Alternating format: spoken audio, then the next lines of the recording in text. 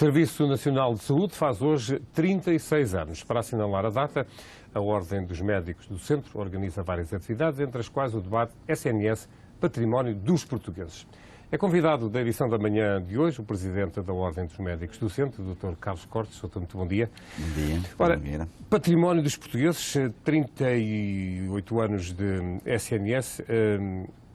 Património dos Portugueses, porque de facto é uma especificidade muito própria de um país como o nosso ter este Sistema Nacional de Saúde, podemos dizê-lo. Não sei se há experiências muito semelhantes em todo o mundo, mas é um património que toda a gente o quer preservar. A dificuldade está em saber como, presumo.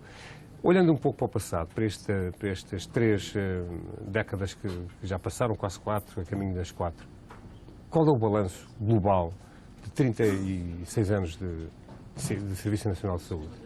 Paulo, antes de tudo queria fazer uma pequena correção, são 36 anos, portanto o SNS foi criado em 1979. Desculpa, eu disse 38.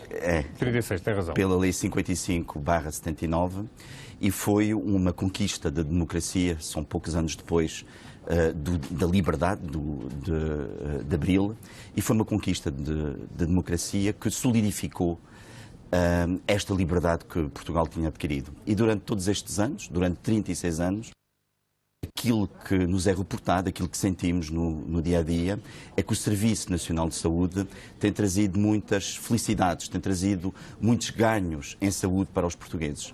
Obviamente que muitos outros países têm experiências diferentes, têm sistemas de saúde pública no seu país, mas o SNS em Portugal tem tido, e temos que notar isso, progressão e tem trazido melhorias muito além daquilo que acontecia nos outros países. Em 1960, por exemplo, ou em 1970, nós tínhamos índices de saúde muito baixos, muito aquém daquilo que era desejável para um país ocidental, e conseguimos ultrapassar muitos outros países, inclusivamente países que hoje são mais desenvolvidos do que nós. Recordo-me, por exemplo, de alguns índices de saúde,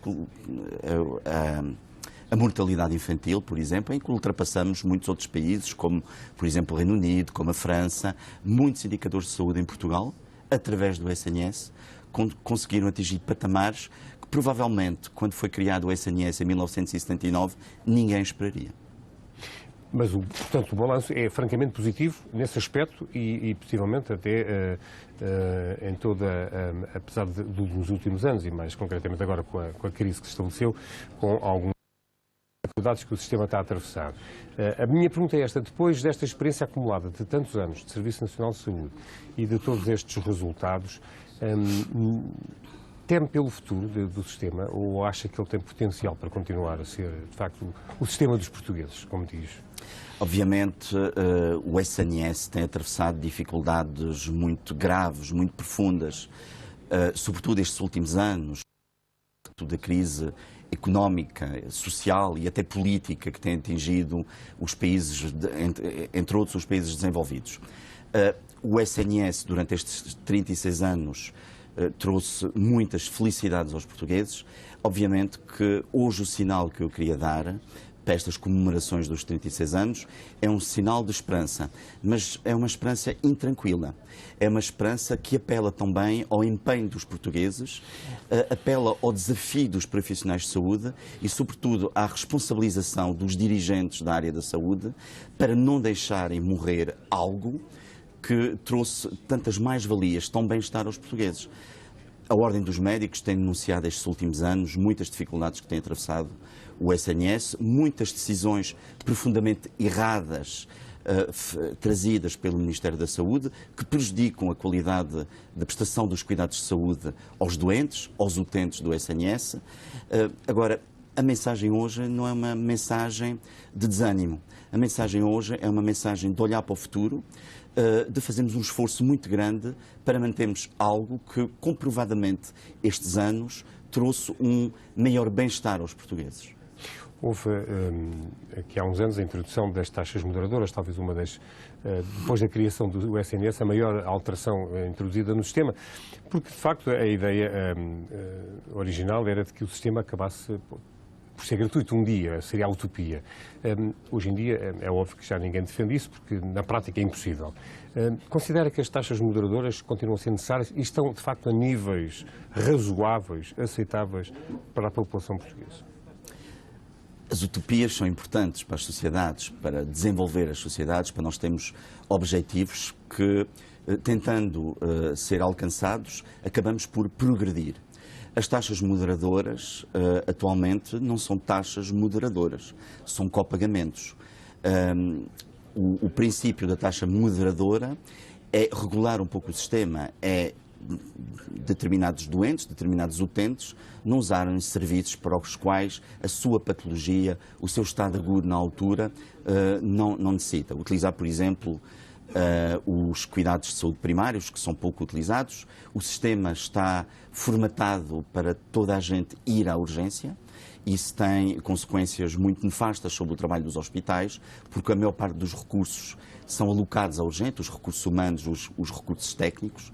E hoje pode-se dizer, e nomeadamente pelo impacto que a crise económica teve sobre o poder financeiro das famílias portuguesas, que as taxas moderadoras, entre outras, estou a pensar também no pagamento dos transportes, têm impedido que muitos doentes possam recorrer normalmente, como tinham feito no passado, aos serviços de saúde. Portanto, há aí um impacto muito negativo de algumas decisões que foram tomadas recentemente, que cria aqui situações de desigualdade, de falta de equidade entre doentes que têm a possibilidade de pagar essas taxas moderadoras e outros que têm isenções. Há muitas famílias portuguesas que estão a atravessar dificuldades e que nós já percebemos que não são isentas das taxas moderadoras.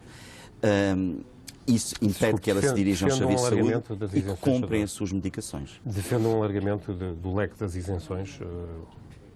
Aquilo que eu defendo é que quem necessite dos cuidados de saúde possa recorrer, independentemente da sua condição económica e outras condições, possa recorrer livremente ao Serviço Nacional de Saúde, às unidades de saúde, aos hospitais e aos centros de saúde, às unidades de saúde, aos hospitais e aos centros de saúde do SNS.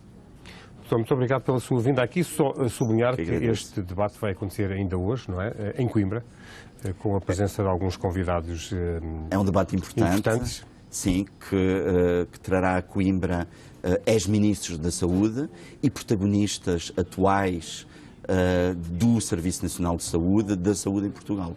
Convido a todos, já agora que me dá esta oportunidade, também para assistir a um ato simbólico extremamente interessante, que acontece já há alguns anos em Coimbra, que é a Rega da Oliveira. Existe em Coimbra, perto do Rio Mondego, no Parque Verde da cidade, uma oliveira que representa o SNS.